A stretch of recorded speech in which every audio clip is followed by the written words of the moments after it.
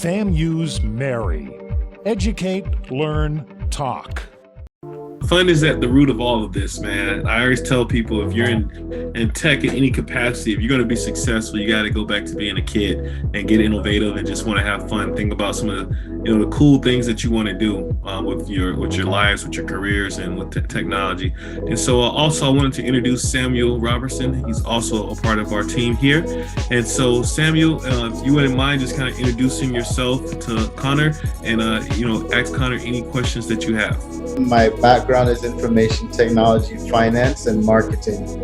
And I am anxious to hear a little bit more about the humanitarian aspect of what you're doing. The humanitarian kind of aspect came from when Connor and myself were looking at the hurricane and the damage that happened in Puerto Rico.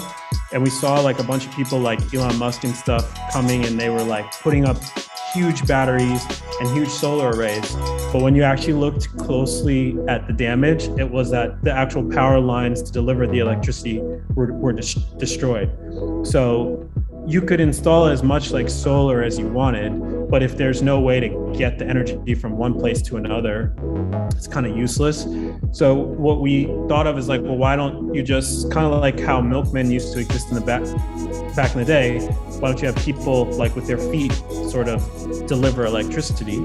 And then we were originally focused on like, trying to solve a problem after disasters, but it's very difficult to design a business around like an intermittent event, like a natural disaster. Like you don't know when the next one was. So we started thinking like, okay, well, actually like there's, a billion people who don't have electricity. And when we started to look at the problem of why people don't have electricity, it's because it's really expensive to build the overhead wires to rural areas. Plus these people don't have a lot of money to pay for things. So the example that we always give is that in San Francisco, it costs $172 per meter to build overhead lines. And then in Nigeria, it costs $150 per meter. But the people in Nigeria have way less money. So the thought of like building out that, and the repayment period for most utility grade infrastructure in the US is like 30 to 50 years. And that's in like the wealthiest city in the world. So the likelihood that you'd ever be able to repay that in like rural Nigeria would be very low. And then there are also like other things where there's a high amount of like electricity theft that happens in these countries that also contributes to the lack of electrification, even down to people actually stealing the copper wires. So the reason why we focused on that is that all of the other things in terms of UN Sustainable Development Goals, anything, at least in our opinion, that has to do with humanitarian aid, it all requires electricity, right? And electricity like enables these things to be expanded like exponentially. So like something as simple as like water purification, like if you have electricity, you can purify like thousands of gallons of water like very, very easily actually, and for not that much electricity, right? But without electricity, you may have to drop in chlorine tablets. People don't even really do that. They're just like drinking the water that's like dirty. Then you have other stuff where it's like education, where it's like obviously, maybe 20 years ago, you could get away without having internet or like, the latest laptops and stuff.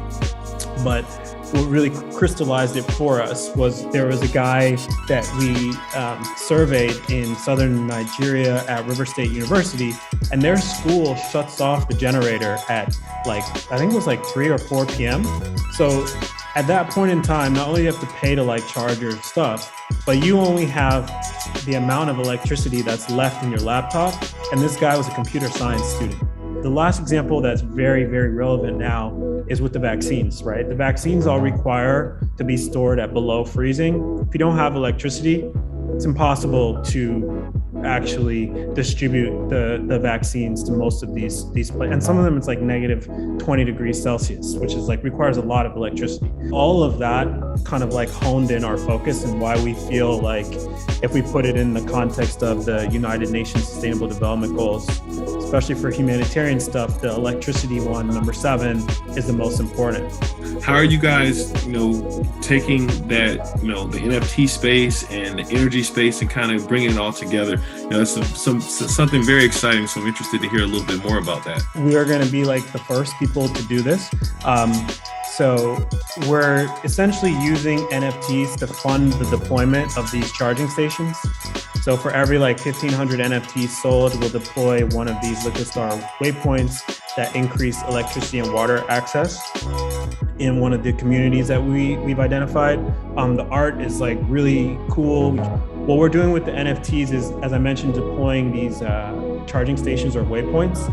And then at the end of each quarter, the holders of the NFT, they actually vote on different community objectives that the locals have. So a great example is like, let's say the locals say, hey, we need a new refrigerator to store vaccines, or we need a new laptop for schools.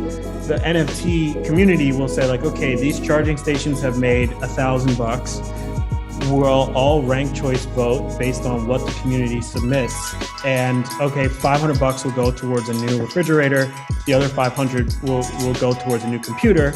And what we think will happen is that if there's any discrepancy, now you have a group of potentially like 8,000 people based in the US, all around the world, relatively affluent. And the community may be like, actually, we're like $500 short. And so now they can tap into this community and be like, okay, the community be like, all right, 500 came from the charging station, but here's an additional like, $500. And so that's like part of it. The other part of why we're doing it is that when we were in Nigeria, one of the things that, and Kenya, some of their, like, I guess you'd call them deities, were actually the inspiration for some other deities like Thor, right? So like the one in particular that sticks out in my mind is like Shango. I think that's West African. And so one of the things we wanted to do from a cultural perspective and why NFTs are a great gateway is, we don't want to make this NFT about like pro black, pro this, pro that. We want to make it like as a subtle way of like educating people about some of this other history that's kind of been ignored. So, when you see the two demos that we have of the NFT, one is kind of like inspired by Shango. The other is inspired by like Mami Wata, I think is what it's called. And like, if I didn't tell you that, you wouldn't have any idea. And so that's kind of the like vibe as well that we're going for. So I would say there's like 3 parts. The first part is like, number 1, we want to make NFTs that actually like look really good and cool, that could be in like a cartoon one day. Number 2, we want to use NFTs as a way to like bridge different cultures. And then number 3, we want to use NFTs as a way to actually connect this metaverse to the real world or universe, as we say, because there's a lot of money being created. And it's kind of like, for what? It's like, why don't you take some of that and actually put that energy into the people who kind of, in our opinion, need it the most? Could you help us understand the money side of it, how owning an NFT translates into creating cash flow to do these projects, or is it the sale of the NFTs? So the NFTs generally sell for like 0.05 to 0.1 ETH. So in dollar terms, that's anywhere from like, $200 all the way to $400 just to like buy the NFT. And then every time that NFT is resold on a marketplace like OpenSea, the original creator gets 5 to 10% of that sales value. So how it works, just to keep the math simple for myself, is let's say I have an NFT and I sell it for like $100. I get the $100. Let's say you buy that NFT from me and you turn around and sell it for $1,000.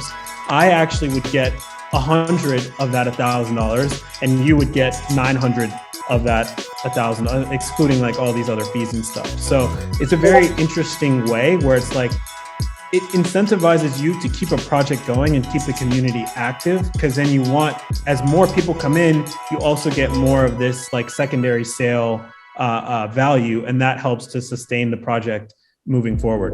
Back to you, Connor. So before we leave, anything that you wanted to leave our audience with? I think that this is inevitable, that someone is going to do this, or this is going to happen at some point. And this just, bringing it all the way back to having fun. It's like there are a lot of quite fun and exciting things that can come from this or projects like it. So, and there are many things that, I mean, to be totally honest, we need help with, like certain ideas that you see, potential in, but there's, it will just start to happen within the next few years. Everyone should be upset that in 2022, there are 1 billion people that don't have electricity and another 2 billion people that don't have access to clean water. And people should, especially if you're from, like one of the things we're working on is a blog post about like COVID and climate change. If you're one of the people from these countries, you should be especially irate, because those two things kill way more people every year than COVID could possibly kill. And the world was able to mobilize trillions of dollars overnight to create like a new vaccine. But these people have kind of been forgotten with technology that we know already exists because we all have it at our home. So really what we want is like people should be like irate and angry that this is the way that some people are living in the world, and just really focus on the fact you get people electricity, you can get them food, water, education, and health. Thank you guys so much. We wish you all the best for 2022. And for all of our audience, I'm Albert Gibbs. Please remember, subscribe, like, and share our videos. We'll be back next month. Until then, I'm Albert Gibbs, your tech insider for Beyond Insight. Take care.